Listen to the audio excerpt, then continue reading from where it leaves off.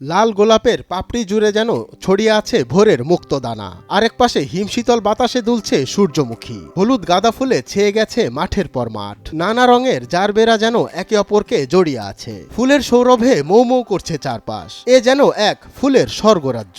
কুয়াশাচ্ছন্ন শীতের সকালে এমন নয়াভিরাম দৃশ্য দেখতে তাই দূর দূরান্ত থেকে ছুটে এসেছেন নানা বয়সী মানুষ। আর তাদের বরণ করে নিতেই যেন বসে আছে গোটা গ্রাম। অনেকদিন ধরে শুনছি এখানে অনেক ফুলের বাগান আছে, অনেক সুন্দর। পার্কটার কাছে সেটা দেখার জন্য আগ্রহী ছিলাম, ওই জন্য আসলাম। ভালোই লাগছে, সবার ব্যবহারও ভালো। এখানে আসছি, আমি অনেক কিছু শুনতে পাইছি যে এখানটা অনেক সুন্দর দেখতে। আসলে এখানে অনেক সুন্দর, এসে আমার মন ভরে গেছে। বলছি ফুলের রাজধানী খ্যাত যশোরের গদখালির কথা। প্রায় ৪ যুগেরও বেশি সময় ধরে দেশ দেশান্তরে ছড়িয়ে পড়েছে গদখালির ফুলের সুবাস। গোলাপ, গাঁদা, রজনীগন্ধা, চন্দ্রমল্লিকা, জারবেরা, গ্লাডিওটাস, টিউলিপ সহ বাহারি ফুলের নজরকাড়া সৌন্দর্য যে কোনো মানুষের হৃদয়কে নাড়া দেয়। তাই প্রতিদিনই এই গদখালির ফুলের রাজ্য দেখতে বিভিন্ন এলাকা থেকে আসেন অসংখ্য নারী পুরুষ। আমি আসছি খুলনা বাগেরহাট থেকে।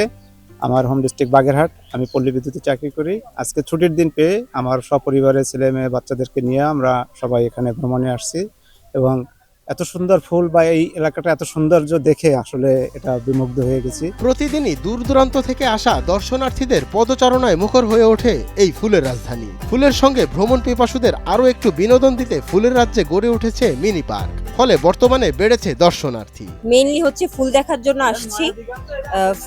ফুলের জন্য গদখালি বিখ্যাত। আমরা খুলনা থেকে আসছি সবাই মিলে একসাথে, ফ্রেন্ডরা মিলে।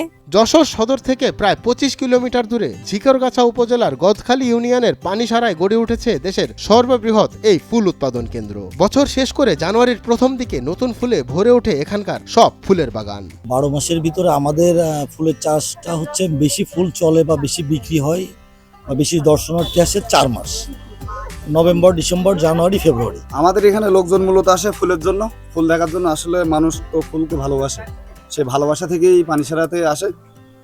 1980 সালের দিকে ফুলটা প্রাথমিক পরীক্ষামূলকভাবে চাষ শুরু হয়, তারপরে বাণিজ্যিকভাবে চাষ শুরু হয়। আমার এখানে 7 আইটেমের ফুল আছে। গোলাপ আছে, চন্দ্রমল্লিকা আছে, সূর্যমুখী আছে, জারবেরা ফুল আছে। গাঁদা ফুল ছিল, গাঁদাটা শেষ হয়ে গেছে। তবে কসমস ফুল আছে, গ্যালোডিলাক্স আছে, তারপরে আপনার জারবেরা ওটাও আছে। ফুলের রাজ্য খ্যাত গদখালির ফুলের এই সুবাস বিশ্বব্যাপী ছড়িয়ে দিতে এই অঞ্চলে পর্যটন কেন্দ্র গড়ে তোলার দাবি জানিয়েছেন ফুল চাষী ও দর্শনার্থীরা। মঞ্জুর এ মাওলা, নয়া দিগন্ত।